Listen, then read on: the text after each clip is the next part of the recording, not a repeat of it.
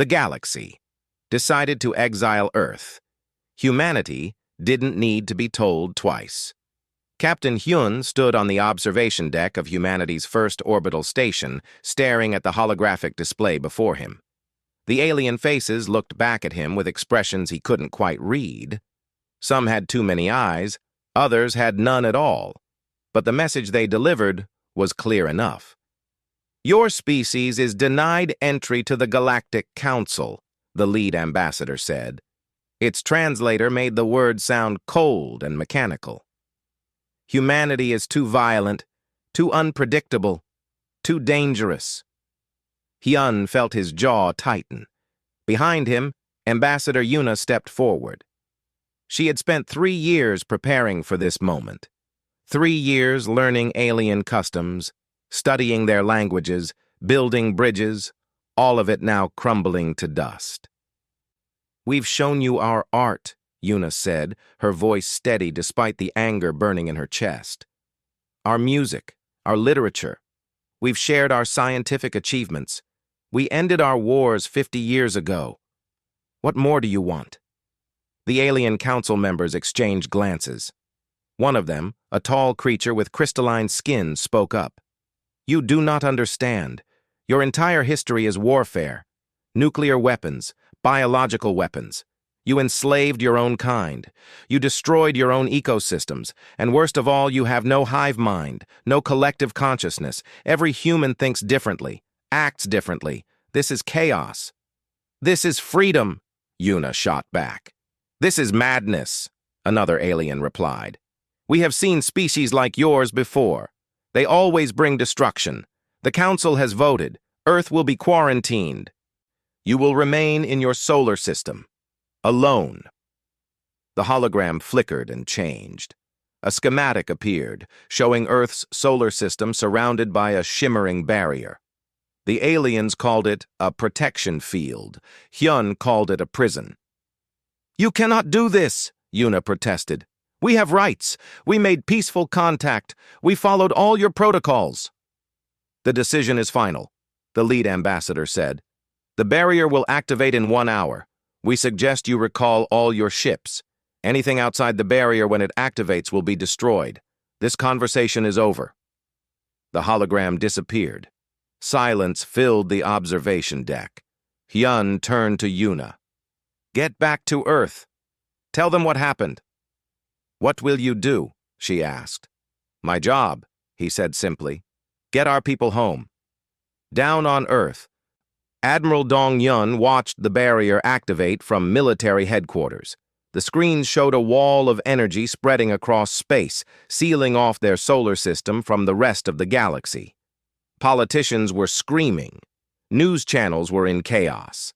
People were calling it the end of humanity's future. Dong-Yun saw something different.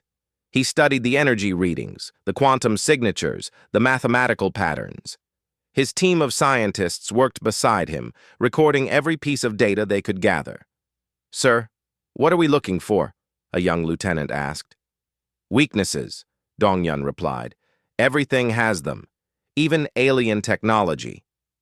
"You think we can break through?" "Not today. Maybe not for years. But we'll figure it out. Humans always do." In a laboratory across the city, engineer Sora was already at work. She had been monitoring the barrier construction from the moment it began. Now, with her team gathered around holographic displays, she made a discovery that changed everything. "It's a one-way mirror," she said, her eyes wide with excitement. Her assistant looked confused. "What do you mean?" "The barrier. It's not completely solid. We can see out. Our sensors can read what's happening in the galaxy beyond. But they can't see in. To them, our solar system is just blank. Like we disappeared." "Is that good or bad?" Sora smiled. "It means we have privacy. We can do whatever we want and they'll never know." The news spread quickly through Earth's scientific community. Then to the military. Then to the world's leaders. Within 48 hours, an emergency session of Earth's unified government convened. Yuna stood before them. still tired from her trip back to Earth. "They called us dangerous," she told the assembled leaders. "They called us unpredictable. They called us chaos." "And they're right," Dongyun added from his seat. "We are all of those things. We always have been. That's what makes us human." The Secretary General, an elderly woman named Yunji, leaned forward. "So what do we do? Accept this exile? Beg them to reconsider?"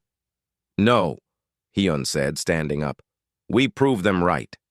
They want to keep us locked away because they're afraid of what we might do. So let's do it. Let's become exactly what they fear." "You're suggesting we prepare for war?" someone asked. "I'm suggesting we prepare for everything," Hyun replied.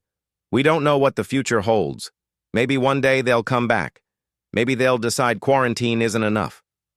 Or maybe we'll break out on our own terms. Either way, we need to be ready." Sora stood up next. "We also need to grow. This solar system can support billions more people. We have Mars, Europa, Titan, dozens of moons and asteroids. We've been thinking small because we wanted to impress the aliens. Now we can think big." Dongyun nodded. "Without interference from the Galactic Council, we can develop our technology our way. No rules, no restrictions, no alien bureaucrats telling us what's too dangerous or too advanced." The chamber filled with murmuring voices. Fear mixed with excitement. Anger mixed with determination. Yunji raised her hand for silence. "Let me make sure I understand. They exiled us because they thought we were dangerous. And your solution is to become more dangerous?" "No," Yuna said quietly. Everyone turned to look at her. "Our solution is to become independent. They don't want us? Fine. We don't need them. Humanity survived ice ages and plagues. We survived world wars and near extinction. We'll survive this too." She looked around the chamber, meeting the eyes of Earth's most powerful leaders. "I say we take this exile and turn it into an opportunity. Let the galaxy have its peace and its rules and its hive minds. We'll build something better, something human." The vote was unanimous. Earth's exile had begun. But so had humanity's greatest era of expansion and innovation. The galaxy thought it was protecting itself from humanity. It had no idea what it had just unleashed. The galaxy decided to exile Earth. Humanity didn't need to be told twice. 60 years had passed since the barrier went up. Dr. S. Jiho walked through the corridors of the Unified Research Division headquarters on Mars, barely recognizing the world his parents had described from their childhood. Back then, Mars had been red dust and small domed colonies. Now it had clouds, rain, oceans. "Doctor, the test results are ready," his assistant called out. Jiho entered the laboratory where a new engine design sat on the testing platform. It looked nothing like the alien FTL drives humanity had glimpsed during first contact. This was something entirely different. Something human. "Run the simulation again," Jiho ordered. The computer screens filled with data. Jiho watched the numbers carefully. The design worked. It actually worked. They had created faster-than-light travel without any alien help, without any blueprints to copy, just pure human mathematics and physics. "Efficiency rating is showing 40% higher than the Galactic Council standard," the assistant reported, disbelief in his voice. Jiho smiled. "That's because we didn't follow their rules. We didn't know what was impossible, so we tried everything." Across the solar system, in the shipyards orbiting Venus, Minho reviewed the construction progress of humanity's first true fleet. He was young, barely 30, but he had grown up in the isolation years. He had never seen an alien, never felt the shame of rejection that the older generation carried. To Minho, the barrier wasn't a prison. It was a wall that kept distractions out. "How many ships can we build per month?" he asked his construction chief. "At current rate, 20 heavy cruisers, 50 smaller vessels." Minho nodded. "Double it. We have the resources. We have the workers. We need the ships. Expecting trouble, sir? Always, Minho replied. My grandfather taught me that peace is just the time between wars. The aliens might have forgotten that. We won't. The ships taking shape in the yards were beautiful in their own way. Angular where alien ships were curved. Armored where alien ships relied on shields. Humans had learned that redundancy kept you alive. Multiple engines, multiple power sources, multiple weapon systems. If one thing failed, 5 others could take its place. On Titan, Nari stood in the rain and smiled. Real rain. Not recycled water from a dome system, but actual weather created by an actual atmosphere. She had been 12 when the barrier went up. Now she was 72, and she had spent her entire adult life making dead worlds live. The lakes are stable, her team leader reported. Methane cycle is self-sustaining. Temperature controls are holding. We can start the next phase. Nari looked at the settlement behind her. 50,000 people called Titan home now. Children played in parks. Farmers grew crops in vast underground gardens. It was messy. It was inefficient by galactic standards. But it worked. That was the human way. Make it work first. Make it perfect later. How long until Europa is ready? She asked. Another 5 years. The ice drilling is slower than we hoped. Then we work faster, Nari said simply. Earth needs more room. We need to give it to them. Back on Earth, in a military complex buried deep beneath the Rocky Mountains, Hana studied alien ship designs on her screens. She was part of a special unit that did nothing but analyze the brief contact humanity had with the Galactic Council. Every video, every scan, every piece of data. Their weapons are outdated, she told her commanders. At least 3,000 years old based on the energy signatures. How is that possible? One general asked. They're more advanced than us. They stopped innovating, Hana explained. When you have peace for 10,000 years, you don't need new weapons. You don't practice war. These ships are ceremonial, like museum pieces. She pulled up another display. Look at their formation flying. It's perfect, synchronized, beautiful, and completely useless in actual combat. One disrupted ship would cause a chain reaction. So if we ever fight them, we'd win, Hana said confidently. Not because we're better, but because we remember how to fight. They've forgotten. The commanders exchanged glances. Let's hope it never comes to that. Hope for peace. Prepare for war, Hana replied. That's what my grandmother taught me. That's what I'll teach the next generation. In the asteroid belt, mining stations pulled resources from billions of tons of rock and ice. The metal and minerals flowed to the shipyards, to the colonies to Earth. Humanity's industrial capacity had exploded during the isolation years. Without alien trade, they had to make everything themselves. Without alien regulations, they could build as fast as they wanted. Without alien supervision, they could take risks that would make the Galactic Council faint with horror. Dr. Jiho's FTL drive went into production. Minho's shipyards churned out vessels at record pace. Nari's terraforming made 5 worlds habitable. Hana's military academies trained soldiers who would never forget how to fight. And through it all, the barrier remained. A wall of energy that kept humanity locked in their solar system. The younger generation barely noticed it anymore. It was just part of life, like gravity, like the sun rising. But the older generation never forgot. Ambassador Yuna, now ancient and walking with a cane, still served as Earth's voice in foreign affairs, even though there were no foreigners to speak with. Do you think they're watching us? A young diplomat asked her one day. No, Yuna replied. The barrier blocks their sensors. To them, we're just gone. A problem solved. They've probably forgotten all about us. Good, the young woman said. Yuna smiled. Yes, good. Let them forget. Let them grow comfortable. Let them think their peace will last forever. And when it doesn't, Then they'll remember us, Yuna said, and they'll realize their mistake. The solar system hummed with activity. 50 billion humans now lived on 8 different worlds. Thousands of ships patrolled the space lanes. Orbital stations dotted every planet. The population was growing. The economy was booming. Technology advanced every single day. Earth's exile had become Earth's greatest blessing. Nobody missed the galaxy. Nobody wanted to rejoin the Galactic Council. Why would they? Everything humanity needed, they had built themselves. Everything they wanted, they could create. The barrier still stood, but now humanity looked at it differently.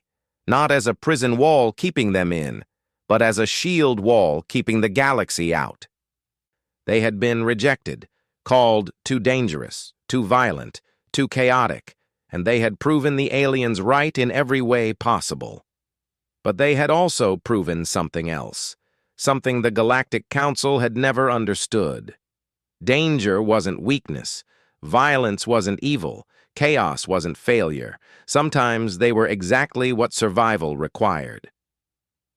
The galaxy decided to exile Earth. Humanity didn't need to be told. Twice. Taeyang stared at the equations floating in front of him, his eyes burning from lack of sleep. He had been working on the barrier problem for 3 years straight, not trying to break it down. That was impossible with current technology, but trying to go around it. There has to be a way, he muttered to himself. His mentor, the now retired Sora, had told him about subspace tunnels before she passed away. The Galactic Council had documented them but declared them too dangerous to use. The tunnels were unstable. They shifted randomly. Ships that entered them sometimes never came out. But Taeyang wasn't looking for safety. He was looking for a door. "Run simulation 47, he told the computer. The display showed a mathematical model of space-time, with the barrier represented as a solid wall. But underneath normal space, in the quantum foam where reality got strange, there were cracks, tiny rifts that connected distant points in space. The simulation ran. A virtual ship entered a subspace tunnel near Jupiter. The tunnel twisted through dimensions that human minds couldn't properly visualize. And then the ship emerged on the other side of the barrier, outside the prison. Taeyang's hands shook as he checked the results. It worked. In theory, at least. In practice, there was a 70% chance the ship would be torn apart by dimensional stresses. A 20% chance it would emerge billions of light-years off course, and a 10% chance it would actually arrive where intended. Most scientists would call those terrible odds. Taeyang called them a starting point. He took his findings to Earth's chief administrator, a sharp-minded woman named Junho. She listened to his presentation without interrupting, her face unreadable. "So you want to send people into tunnels that will probably kill them?" she asked when he finished. "I want to send volunteers," Taeyang corrected. "People who understand the risks, people who want to see what's beyond the barrier. And if they die, then we learn from the failure and try again." "That's how progress works." Junho leaned back in her chair. "The Galactic Council abandoned these tunnels because they were too dangerous. They have technology thousands of years ahead of ours. What makes you think we can succeed where they failed?" Taeyang smiled. "Because they gave up. We won't." 3 months later, Captain Minji stood in the airlock of the exploration ship Discovery, checking her suit one last time. Her crew of 15 volunteers stood behind her. They were scientists, engineers, pilots, the best humanity had to offer. They were also possibly suicidal. "Final systems check," Minji called out. "Navigation ready," her pilot reported. "Life support ready. Engines ready. Communications ready." Minji took a deep breath. "Then let's make history." The Discovery launched from Mars orbit, accelerating toward the coordinates Taeyang had calculated. The subspace tunnel entrance was invisible to normal sensors, but their specially designed equipment could detect the quantum fluctuations. "Tunnel entrance in 30 seconds, the pilot announced. Minji watched the counter tick down. 20 seconds. 10 seconds. 5. "We're committed," the pilot said.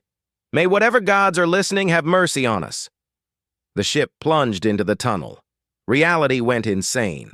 Colors that had no names. Sounds that bypassed ears and screamed directly into the brain. The sensation of being stretched across infinite distance while simultaneously compressed to a single point. Minji tried to scream but had no mouth. Tried to think but had no mind. Time lost all meaning. A second could have passed, or a century, and then they were through. "Status report," Minji gasped, reality snapping back into place. "Hull integrity at 90%, engineering reported. "We lost some outer plating, but nothing critical. Life support holding. Navigation systems are... Wait!" The pilot's voice filled with wonder. "Captain, you need to see this!" Minji pulled up the sensor display, her breath caught in her throat. They were beyond the barrier, in open space, and they weren't alone. The sensors showed dozens of planets, hundreds of abandoned structures, ancient space stations in silent orbit, dead cities on lifeless worlds. "What is this place?" someone whispered. Minji checked the star charts. They were in a region of space the Galactic Council had labeled as Wasteland Zone Sigma, a place where, according to the records, several ancient civilizations had once lived before going extinct. "We need to explore," she said. "Carefully." Over the next week, Discovery visited 5 different worlds. Each one told the same story. Advanced civilizations that had risen, flourished, and vanished.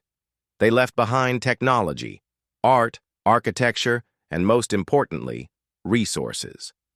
Minji stood in a ruined city on the 3rd planet, looking at buildings that had been empty for thousands of years. Why did they leave all this behind? Her science officer studied her scanner. The buildings are intact. No signs of war or disaster. Whatever happened to them, it wasn't violent. They just left. Or ascended, another crew member suggested. Some species reach a point where they abandon physical form, move on to higher dimensions. Either way, Minji said, they left everything, and there's no one here to claim it. The implications hit her like a hammer. Hundreds of worlds, abandoned, forgotten, written off by the Galactic Council as dead zones not worth exploring. A treasure trove for a species that didn't mind taking risks. She contacted Earth immediately. "You're not going to believe what we found." Administrator Junho listened to the report, her mind already racing with possibilities. "Can you map more of these tunnels?" "We've found 3 more stable enough for travel," Minji reported, "and probably dozens more with refinement." "Then keep exploring, but stay hidden. I don't want the Galactic Council knowing we've breached the barrier." "Understood." "What are we looking for?" "Everything," Junho replied. "Resources, technology, safe locations for colonies, and anything that can give us an advantage." Over the next 20 years, humanity's secret expansion began. Ships slipped through subspace tunnels, emerging in the dead zones of the galaxy. They found abandoned worlds rich with resources, ancient technology that could be studied and improved.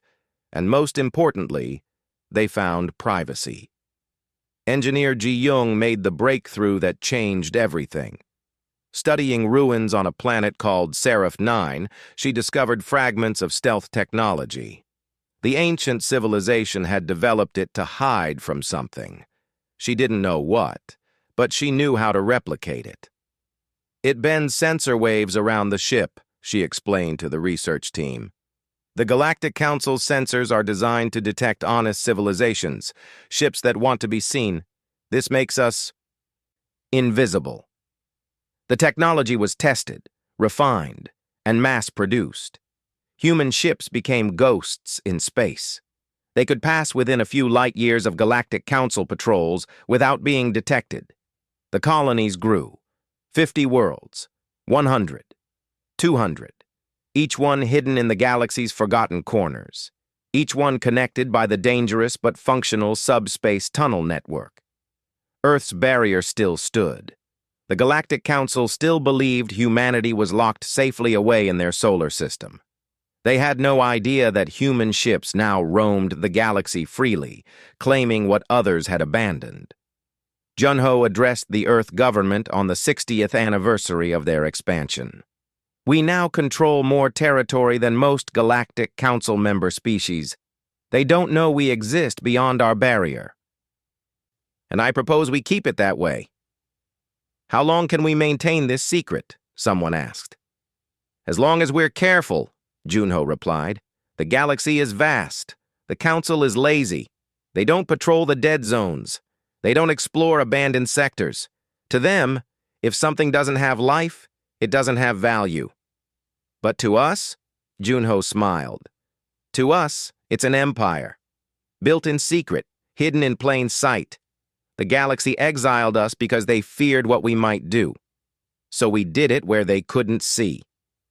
The barrier around Earth remained humanity's greatest blessing. It kept questions away.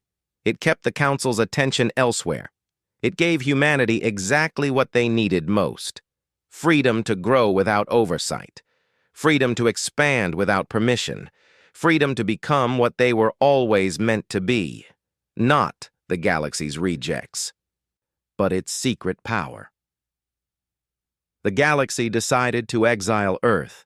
Humanity didn't need to be told twice. The Galactic Council chambers erupted in chaos. Ambassadors from 50 different species shouted over each other. Translators struggled to keep up. Panic filled the ancient hall that had known only peace for 10,000 years. Admiral Krevix, a four-armed creature from the Centauri sector, tried to restore order. "Please, we must remain calm." "Calm?" someone screamed. "They've already consumed 16 star systems. Billions are dead." "The Devourers have returned," another voice added, thick with fear. "Just like the ancient warnings said they would." Krevix pulled up holographic displays showing the enemy. They called themselves Devourers, but they weren't alive in any traditional sense. They were machines, ancient, intelligent. Hungry, they consumed entire star systems, breaking down planets and stars into raw energy. Then they moved to the next system, and the next. Nothing stopped them. Nothing even slowed them down. "How long until they reach the core worlds?" someone asked. "At current speed, 6 months, Krevix reported. "We've mobilized the Galactic Fleet. 10,000 ships representing all our species." "And how many of those ships have ever fired weapons in actual combat?" a brave ambassador asked. Silence fell over the chamber. Everyone knew the answer. None. The last real war had been 10,000 years ago. Since then, conflicts were resolved through diplomacy. Weapons existed only for ceremonies and parades.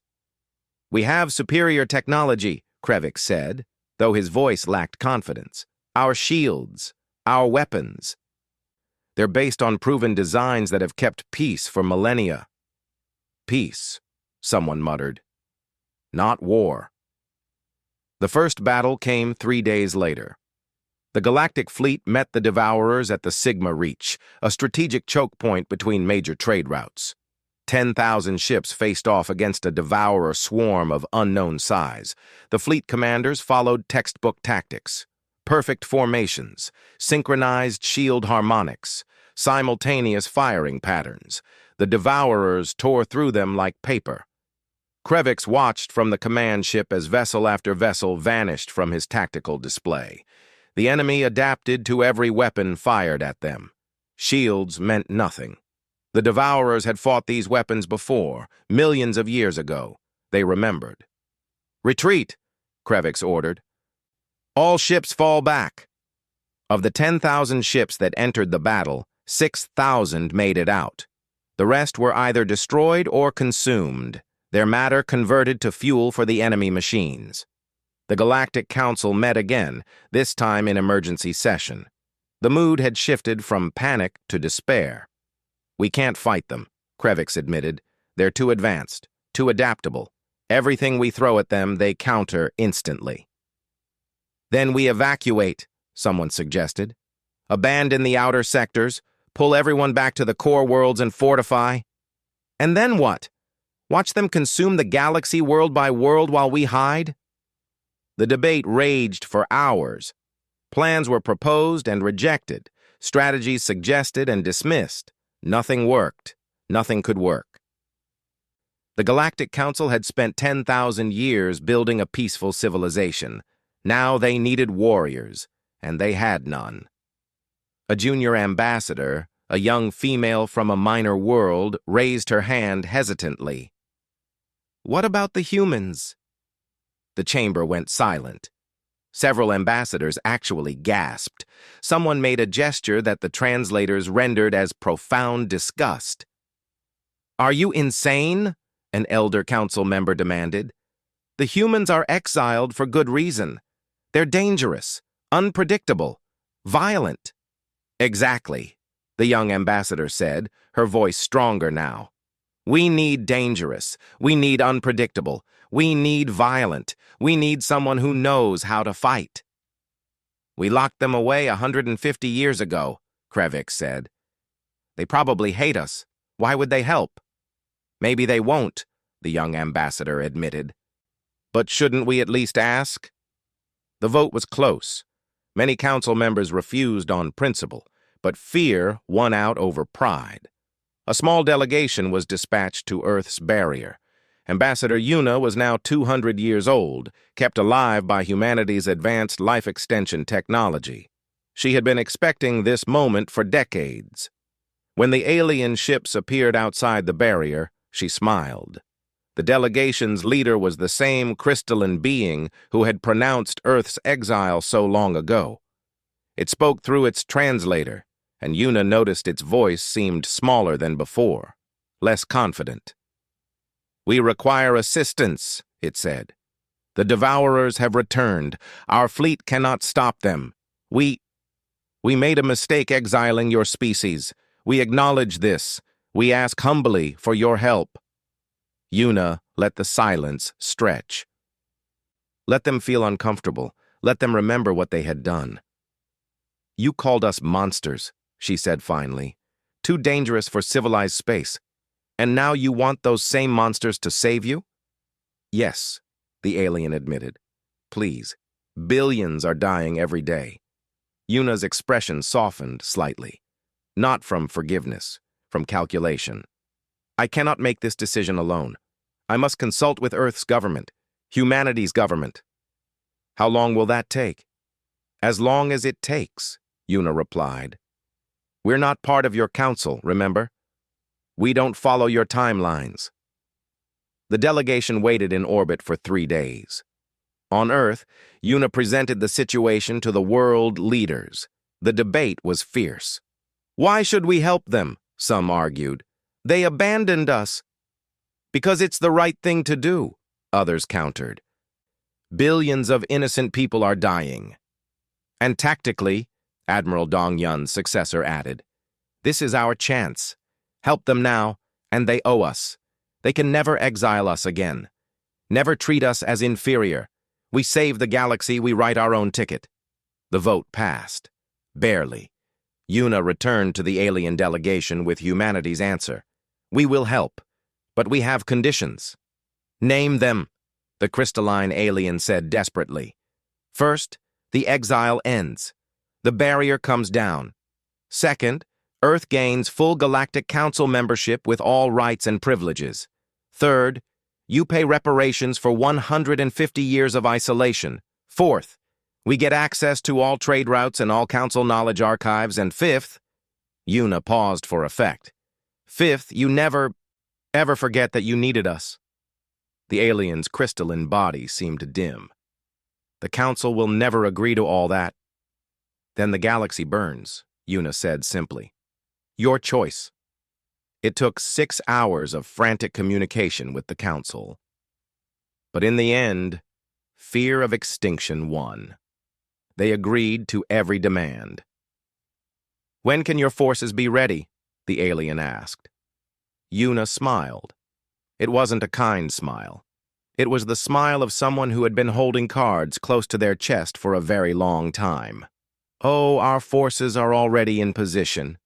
We've been in your galaxy for 70 years. We've been watching, waiting, learning. We knew this day would come." The alien delegation stared at her in shock. "That's impossible. The barrier—" "Only blocks direct passage," Yuna explained. "We found other ways you deemed too dangerous.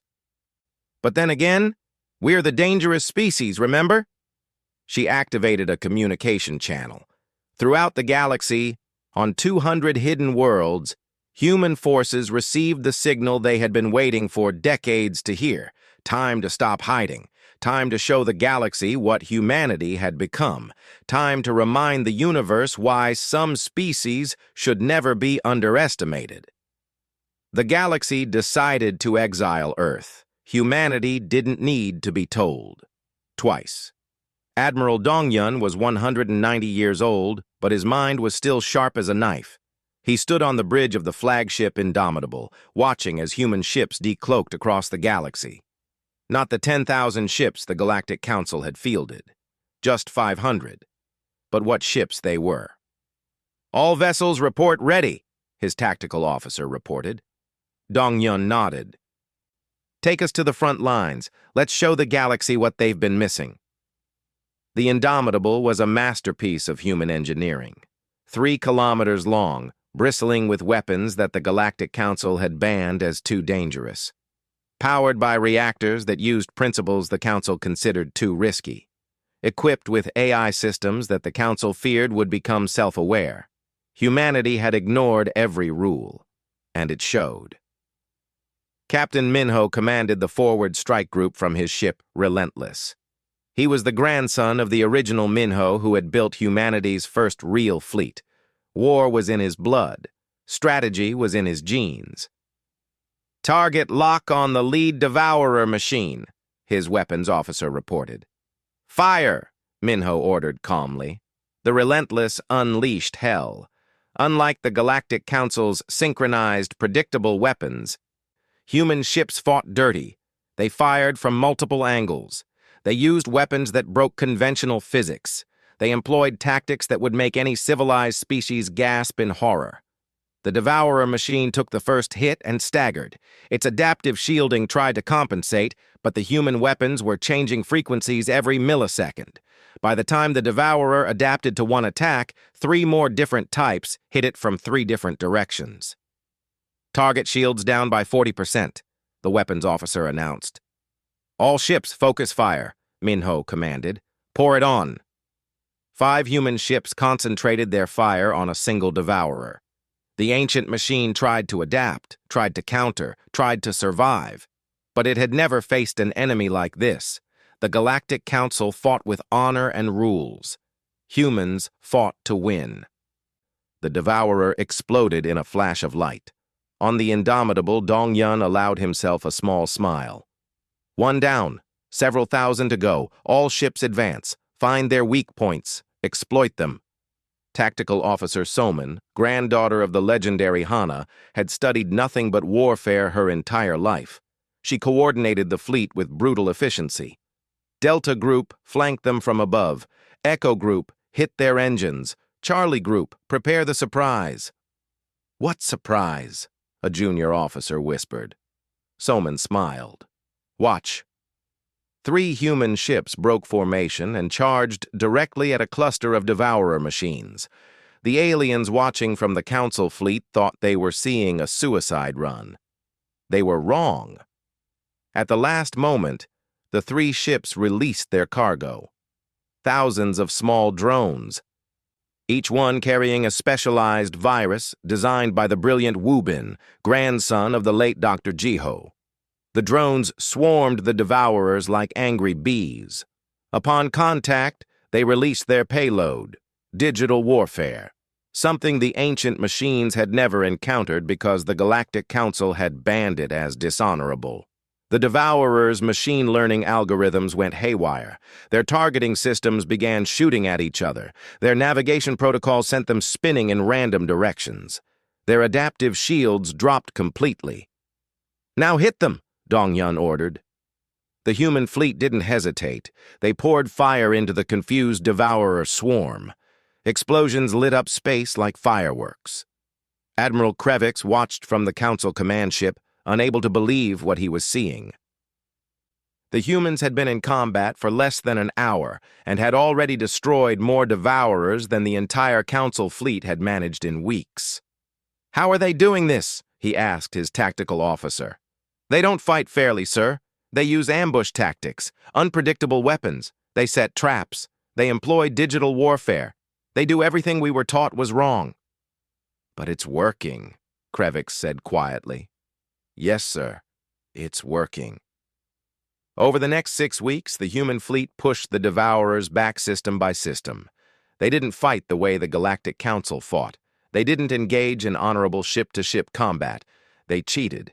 They ambushed. They used the Devourers' own tactics against them. Captain Minji led a special operations team that infiltrated a Devourer mothership using stolen stealth technology. They planted antimatter charges in its power core and escaped seconds before it detonated. The explosion took out 16 other Devourer ships in the blast radius. The Council fleet watched in awe and horror. On Earth, Administrator Dasom coordinated the diplomatic side of the war. She was Junho's successor, and she had learned well. While human ships fought, she negotiated new treaties with the Galactic Council. "You wanted our help," she told the Council leaders. "You have it. But the old relationship is over. Earth is not your subordinate. We're your equal, your partner, or we take our ships and go home." They agreed to everything. They had no choice. The tide of war turned. The Devourers, unstoppable against the Council fleet, found themselves confused and outmatched by human tactics. Every battle cost them ships. Every engagement taught the humans something new. Wubin refined his virus with each iteration. Salman developed new tactical doctrines. Minho trained new captains in the art of dirty fighting. The human war machine, dormant for a century and a half, roared to life. 3 months after humanity joined the war, the last Devourer mothership was destroyed. The ancient machines, reduced to scattered remnants, fled into deep space. They would be back someday, but not today. The galaxy was saved. Admiral Krevix visited the Indomitable to thank Admiral Dong-yun personally. The old human looked tired but satisfied. "Your tactics were unconventional," Krevix said carefully. "Our tactics won," Dong-yun replied. "That's all that matters. Many on the Council are disturbed by how you fight. The ambushes, the viruses, the dishonorable." "There's no honor in extinction," Dong-yun interrupted. "You spent 10,000 years building a peaceful civilization. That's beautiful. But you forgot that peace only lasts as long as someone is willing to defend it." Krevix was silent for a moment. "We were wrong to exile you." "Yes, you were. But in a way, we should thank you." "Thank us?" Dong-yun gestured at the viewport showing the human fleet. "You locked us away, forced us to be self-sufficient, made us innovate without limits. If you'd accepted us into the Council 150 years ago, we'd be just like you now. Soft, peaceful, unprepared. Instead, we became what we needed to be, what the galaxy needed us to be." Dong-yun smiled. "You created your own saviors by trying to eliminate us." 10 years passed. The Devourer threat was contained, their remnants hunted down by joint Human Council forces. The galaxy slowly recovered. Earth's barrier was gone, dismantled as part of the treaty. Human colonies throughout the galaxy came out of hiding. The Council was shocked to discover that humanity had spread to over 200 worlds during their exile. Dasom stood before the Galactic Council as Earth's official ambassador. The same chamber that had exiled humanity now welcomed them as full members. "We don't hold grudges," Dasom told them. "What's past is past. But we won't forget, and neither should you." "What do you mean?" someone asked. You exiled us because we were dangerous, violent, unpredictable. You were right. We are all those things. But you forgot that sometimes that's exactly what the universe needs. She looked around the chamber at the assembled species. You built a beautiful, peaceful civilization. We respect that. But peace without strength is just waiting to be conquered. You needed us. And next time the galaxy faces a threat, you'll need us again. So what do you propose? Krevix asked. Partnership, Desom said simply. You keep being the galaxy's conscience. We'll be its sword. You build. We defend. Together, we make sure what happened with the Devourers never happens again. The vote was unanimous this time. Earth became the military headquarters of the Galactic Council. Human academies trained soldiers from dozens of species in the arts of warfare. Human shipyards built vessels that balanced Council technology with human tactics. The galaxy changed, not entirely. It was still mostly peaceful, still mostly civilized. But now it had teeth. Now it had claws. Now it could defend itself. And at the heart of it all was humanity. The species that had been exiled for being too dangerous. The species that had taken that exile and turned it into strength. The galaxy had decided to exile Earth. Humanity hadn't needed to be told twice. They had walked away with their heads high. But when the galaxy came crawling back, begging for help, humanity hadn't held grudges. They had done what needed to be done. Not for gratitude, not for recognition, not even for revenge. But because deep in humanity's DNA was a simple truth that 10,000 years of peace had made the galaxy forget. Sometimes the monsters you fear are the guardians you need. And humanity would always be both.